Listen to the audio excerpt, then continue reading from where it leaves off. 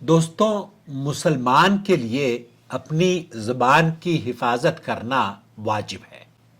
اس لیے اسے زبان سے کوئی ایسی بات نہیں نکالنی چاہیے جو اللہ کے غضب اور غصے کا باعث بنے، کیونکہ بعض اوقات انسان اپنی زبان سے ایسی بات نکال دیتا ہے جس کے متعلق وہ یہ گمان بھی نہیں کرتا کہ اس کی کوئی وقعت ہوگی، مگر وہی بات اس کی ہلاکت اور عذاب کا باعث بن جاتی ہے یا بن سکتی ہے۔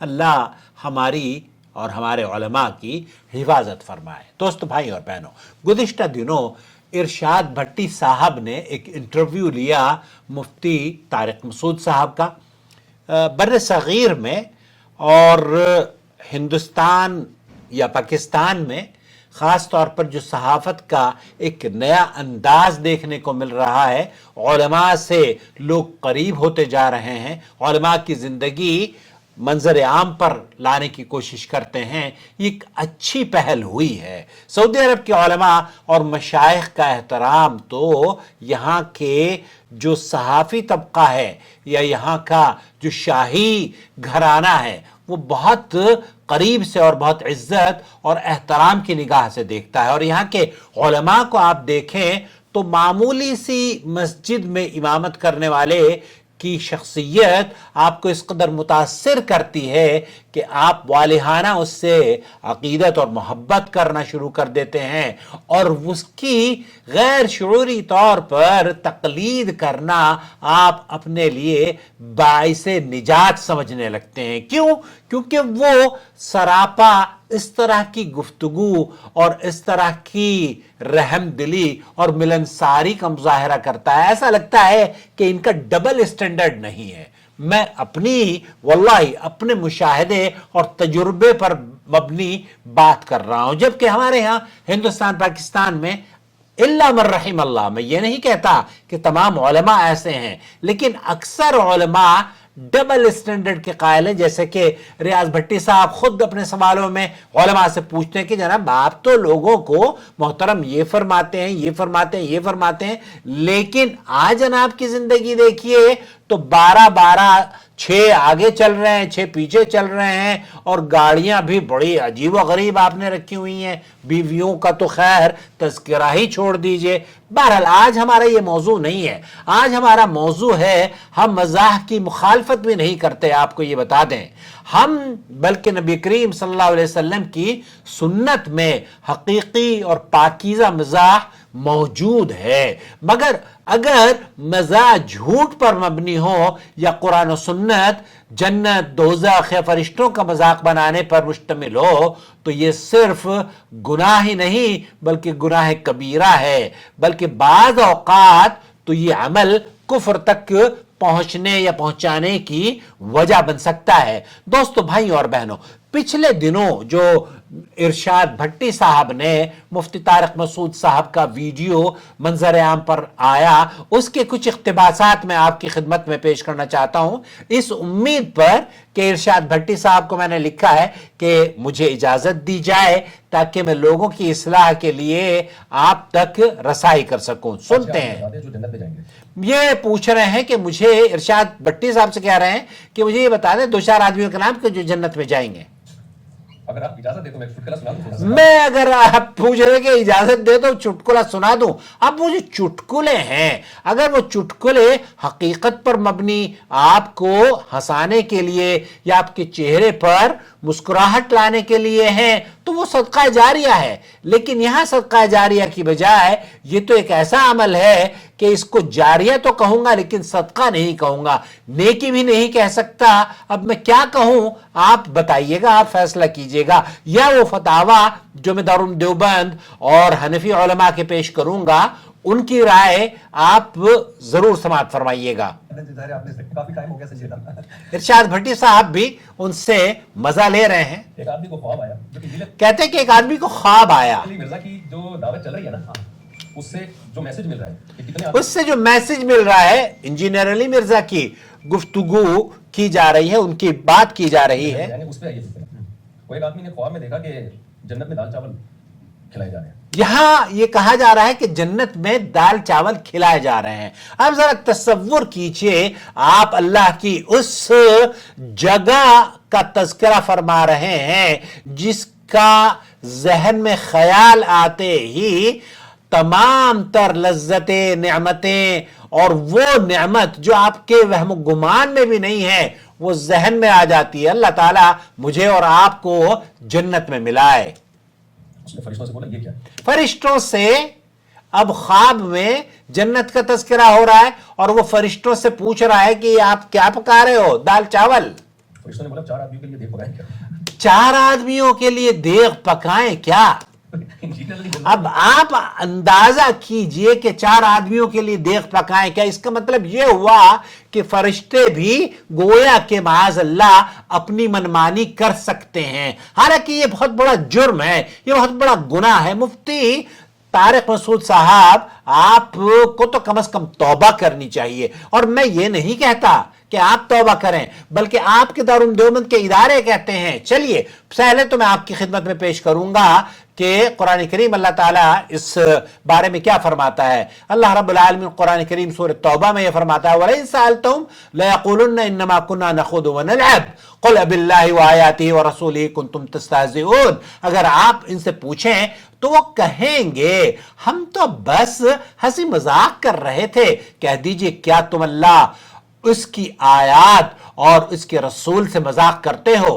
بہانے مت بناؤ، یقیناً تم نے کفر کیا بعد اس کے کہ تم ایمان لا چکے تھے. اور احادیث مبارکہ بھی آپ کی خدمت میں پیش کرنا چاہوں گا. اللہ کے رسول صلی اللہ علیہ وسلم نے فرمایا، حضرت ابو ہریرہ اس کے راوی ہیں اور یہ متفق علیہ بخاری اور مسلم کی روایت ہے، حدیث نمبر 6477 اور حدیث نمبر 2988.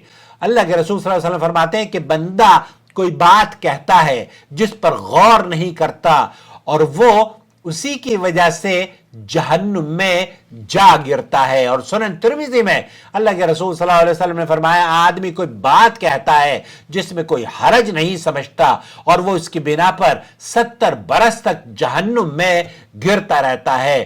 اور اس کے بارے میں اللہ کے رسول صلی اللہ علیہ وسلم یہ فرماتے ہیں کہ تم میں سے کوئی ایسا کلمہ کہتا ہے جو اللہ کی ناراضگی کا باعث ہوتا ہے اور وہ یہ گمان بھی نہیں کرتا کہ وہ اسے کہاں لے جائے گا تو اللہ تعالیٰ اس کے باعث قیامت تک اپنی ناراضگی لکھ دیتا ہے. اس حدیث کو بھی امام ترمذی نے نقل کیا ہے اور علامہ البانی نے اس کے صحت کے بارے میں فرمایا ہے کہ یہ صحیح ہے. قدیم علماء بھی اس طرز گفتگو کا مفتی طارق مسعود صاحب جس کا اکثر پیش کرتے رہتے ہیں، شرح مسلم کی شرح جو ہے امام نووی رحمۃ اللہ علیہ فرماتے ہیں اللہ اور اس کے رسول اور اس کی کتاب اور اس کے دین کا مذاق بنانا صریح کفر ہے، چاہے وہ مذاق کے طور پر ہی کیوں نہ ہو.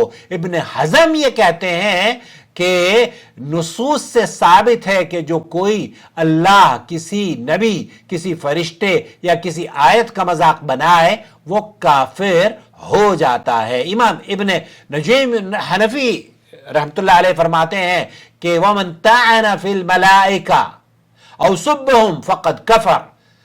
جو شخص فرشتوں کی توہین کرے یا ان پر طعن کرے وہ کفر میں مبتلا ہو جاتا ہے. دارالعلوم دیوبند، مفتی تقی عثمانی اور دارالعلوم دیوبند کراچی یہ سارے کے سارے علماء اس بات پر متفق ہیں کہ اگر جنت یا فرشتوں کا ذکر استہزاء کے مذاق کے طور پر ہو تو یہ کفر کی حد تک پہنچ جاتا ہے. دین کا مذاق اڑانا سخت گناہ بلکہ بعض اوقات کفر ہوتا ہے اور دین کے کسی مسئلے کا مذاق اڑانا ناجائز اور بعض صورتوں میں کفر ہوتا ہے. مفتی طارق مسعود صاحب آپ کا جو فتویٰ یا آپ کا جو چٹکلا یا آپ کا جو یہ نصیحت نامہ لوگوں میں آپ عام کر رہے ہیں اس کے اندر اگر آپ شائستگی لے آئیں تو یہ تو میں کہوں گا کہ آپ کے ویورشپ میں کمی ہوگی لیکن کم از کم اللہ کے یہاں سرخرو ہو جائیں گے. ایک عالم دین کا مقصد، ایک عالم دین کا جو جد و جہد کرتا ہے، دین کی خدمت کرتا ہے تو اس کا مقصد واہ واہ بٹورنا نہیں ہوا کرتا. اللہ کرے کہ میں غلط ہوں کیونکہ میں واہ واہ بٹورنے کی آپ کو یہ کہتا ہوں، جیسے کہ انہوں نے بھٹی صاحب نے بھی کہا کہ جناب آپ تو بس کلک حاصل کرنے کے لیے یا اپنی مشہوری کرنے کے لیے اس طرح کے چٹکلے گھڑ گھڑ کے لوگوں کو سناتے ہیں۔ دوستو، بھائی اور بہنوں، جنت کو معمولی دکھانے والا ہر لطیفہ خطرناک ہے، اس طریقے سے ہمیں بچنا چاہیے۔ یہ پاکستان میں بہت سارے اس سے پہلے بھی کئی گزرے ہیں، جیسے کہ عمر شریف وغیرہ، وہ تو اللہ بہرحال علیہ من اللہ ما یستحق، فرشتے اللہ کے معزز بندے ہیں، ان پر مزاح یا مذاق کرنا ہرگز ہرگز جائز نہیں ہے۔ لوگ ایسے مذاق کی وجہ سے دین کو پھر ہلکا سمجھنے لگتے ہیں۔ جنت کی جہاں پر دال آپ کو کھلائی جائے گی، جہاں کے فرشتے اپنی منمانی کا تصور آپ مفتی طارق مسعود صاحب دے رہے ہیں، تو اس تصور کو لے کر اس جنت کے لیے آپ لوگوں کے ذہن میں اس کی ویلو کو گرانے کی کوشش کر رہے ہیں، العیاذ باللہ۔ اللہ تعالیٰ آپ کو عقل سلیم اور ہدایت نصیب فرمائے، آمین یا رب العالمین۔ لہذا دوستو بھائیوں، ہمیں یہ چاہیے کہ دین کی عظمت کو برقرار رکھتے ہوئے مذاق کریں، لطیفے سنائیں اور دین کا مذاق نہ بنائیں۔ دوستو بھائیوں اور بہنوں، یہ مواد آپ کی خدمت میں آپ کے بھائی محمد عاقل نے جدہ سے جو ہمارے چینل کا فارمیٹ ہے، سعودی عرب کے علماء اور مشائخ کے فتاوی جات اردو زبان میں آپ کی خدمت میں ہم پیش کرتے ہیں۔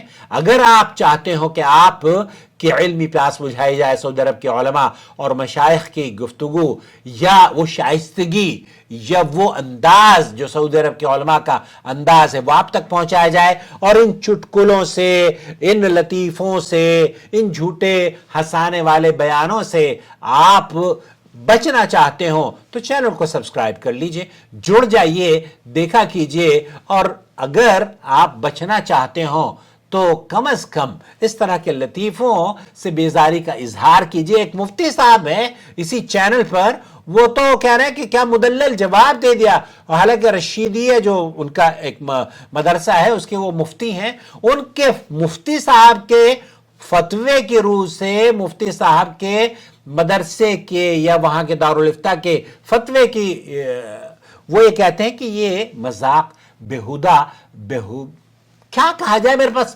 آپ یقین کیجئے کہ جب سے میں نے یہ ان کا ارشاد بھٹی صاحب کا یہ انٹرویو مختصر بچے دیکھ رہے تھے، تو میں نے کہا سنو تو صحیح، یہ ایک بس میرے سامنے آیا تو میں نے کہا آپ کی خدمت میں پیش کروں کہ اس زہریلے انداز سے اپنے آپ کو بچا لیں۔